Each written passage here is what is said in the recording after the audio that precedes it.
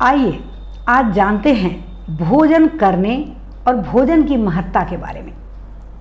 अन्न वै प्राणः, यह कहकर हमारी वैदिक संस्कृति ने स्पष्ट कर दिया है कि अन्न ही मनुष्य का प्राण है। ऋग्वेद के दूसरे मंडल का जो 30वां सूक्त है, उसके 7वें मंत्र में इस संबंध में बहुत ही विस्तार से बताया गया है कि ऐसा भोजन जो करने से हमें शक्ति और बल की प्राप्ति हो, हमारे चेहरे पर ओज और कांति हो और हमारी जठराग्नि को उसे पचाने में ज़्यादा कष्ट न करना पड़े, और साथ ही ऐसा भोजन जो हमारे कार्य करने की शक्ति को भी बढ़ाए, उसी तरह के अन्न को ग्रहण करना चाहिए। इसके विपरीत जिस भोजन को करने के बाद आलस्य हो, नींद आए या नशे की स्थिति आ जाए, ऐसा भोजन वर्जित बताया गया है। वस्तुतः वेदों में आहार शब्द की व्याख्या करते हुए कहा गया है, आहार अर्थात वो अन्न जो हम भोजन के रूप में ग्रहण करते हैं, उसमें 5 तत्व तो अवश्य होने चाहिए। उस भोजन को करने के बाद हमारा बल, हमारा ओज, हमारी कांति, हमारा तेज, हमारी स्मृति और हमारी शक्ति सदा बढ़ती हुई होनी चाहिए। वेदों में स्पष्ट कहा गया है कि हम क्या भोजन करें, कैसे करें, कब करें, कहाँ करें और कितना करें। वस्तुतः हमें क्या खाना चाहिए, हमारा आहार कैसा हो, ये सबसे बड़ा प्रश्न है। यदि हम सात्विक भोजन करते हैं तो वस्तुतः हमारी शक्ति, हमारा बल, हमारे चेहरे की कांति निसंदेह रूप से वर्धित होगी। इसके विपरीत मांसाहारी भोजन जहाँ हमें एक ओर थकाने वाला होता है, निंद्रा और आलस्य देने वाला होता है, वहीं दूसरी ओर हमारी शक्ति को, हमारे कार्य शक्ति को क्षीण भी करता है। तो सदा सात्विक आहार करना चाहिए। और कितना खाना चाहिए? जब भूख लगे तब थोड़ी सी मात्रा में भोजन करना चाहिए। सदा सात्विक भोजन करें, कम मात्रा में करें और तब करें जब भूख लगे।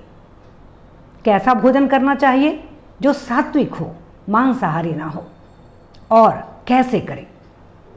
भोजन को हमेशा पालथी मार के जमीन पर धरती से अपना संपर्क रखते हुए करना चाहिए।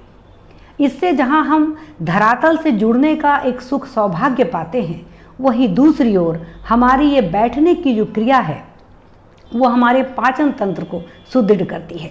साथ ही जब हम भोजन करें तो सर्वप्रथम उस भोजन को ईश्वर के निमित्त पहले प्रदान करें, ईश्वर को समर्पित करें, फिर खाएं।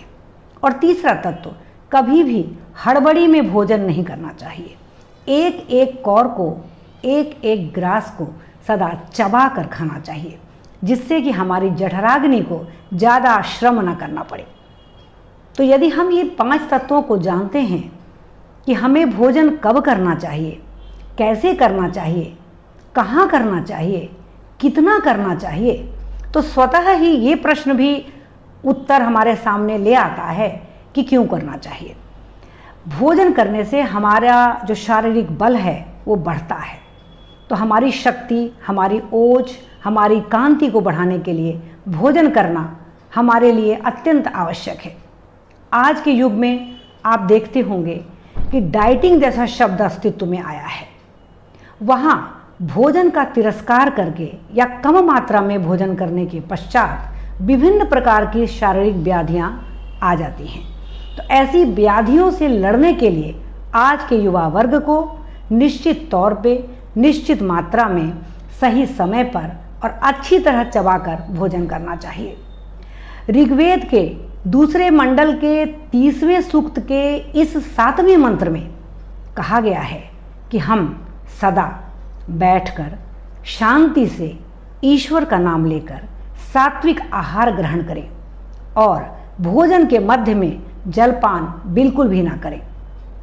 भोजन के पश्चात हम जल ग्रहण कर सकते हैं। तो आइए वेदों की इस उक्ति को अपने जीवन में उतारें और सदा स्वस्थ, सबल और शांत जीवन गुजारें।